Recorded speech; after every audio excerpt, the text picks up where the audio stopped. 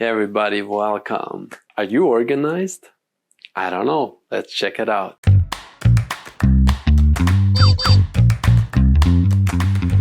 The key here is to the concession business, you need to be organized. So what I mean by that, let's break it down into 3 different sections here. So number 1 is you need to make a schedule, you need to make an event. So let's say you live in the northern part, you're gonna start in May, you're gonna go through September. So you need to draw out a map of how many weekends is there actually. So it seems like a long season, that's 6 months, but in reality, how many weekends do you have? Because most of the events will be happening on the weekends. Now sometimes you can squeeze in 2 smaller events, let's say on a Friday, Saturday, or Saturday, Sunday.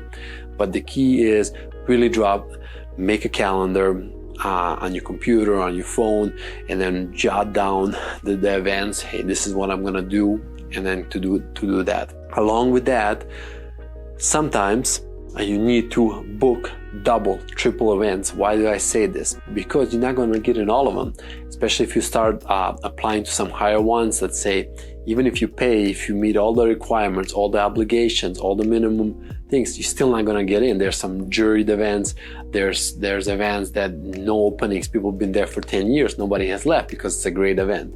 So it's important, that's the number 1 thing. So make a schedule, jot it down, and to do that. So that's kind of the key, so you know what to do. You don't want to have 3 weeks in middle of July that are empty, you don't have any events. That's a big no-no. So you need to do that. The second key point is extrapolate from that point. What I mean by that is, this is the event, and I'm going to do some research. Again, being organized. How many people is it going to be? A 500 people event, or is it going to be a 50,000? Or even a 500,000 event, like a fair. You need to know that. So jot down those important key factors. Then talk to the organizers. But again, with a grain of salt. They like to really exaggerate numbers. Most of them do, unfortunately. Hey, you're gonna have this many people and it's half less. Or hey, you're gonna have 100,000 people, it's only 20,000 people. Now that's important. So verify that. Go to the different news organizations, from video to print to online to Facebook posts. What do they say? Look at the pictures. If there's a picture of the crowd, you can kind of estimate if there's a lot of people or not. So look through all the events. What type of entertainment, what type of music, what different things. So you need to be kind of organized in that. So extrapolate, see how big it is. Now after that, that's when most people kind of even stop. They don't even get to this point.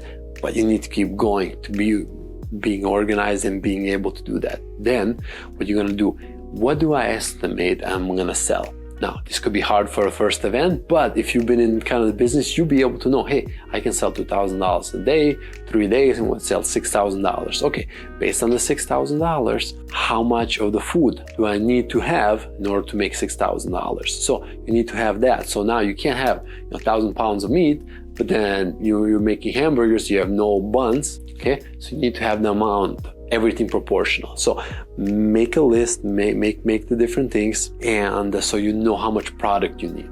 So what I do is, as well as construction, different things. If you think you're gonna sell this much, I always like to add about 20%. Now, if you sell out, fantastic, that is great.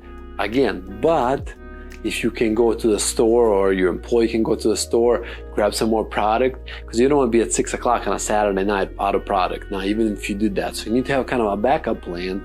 Again, extrapolate more of the organization.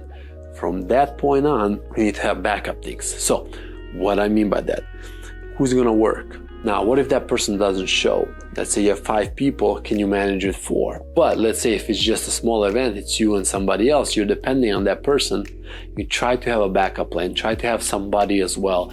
You might have to pay them more, give them extra $50, $100 extra on top of what you would normally pay, but at least you have some sort of a backup plan on things, because in this business, things will go wrong. No matter how much you plan, no matter how much you organize, things will go wrong. Now go into more details, I would say. So make out like a product sheet. So what I mean by that, in Excel, I make some formula saying, hey, here's how many people are there roughly, 1% of people gonna buy from me, this is my food cost, everything kind of jotted down into a formula. All you have to do is change, hey, there's gonna be 10,000 people, or there's gonna be this much I'm gonna sell that I think, and then automatically everything kind of changes up. So from that point also then go into the logistics. Again, being unorganized on all the fronts, because things will go wrong no matter how much you plan, but the more you plan, the better prepared you are. So from that point, you go, okay,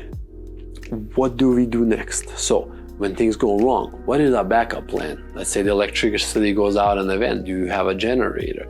Let's say the water is out. Let's say your hose starts leaking. Do you have another hose? Now again, those are some of the things that you need to be prepared. Hey, is there a Home Depot or Menards somewhere? And again, being organized on those things, from the people, from this. And then even from then, look at your logistics. Okay, where am I going to park my truck?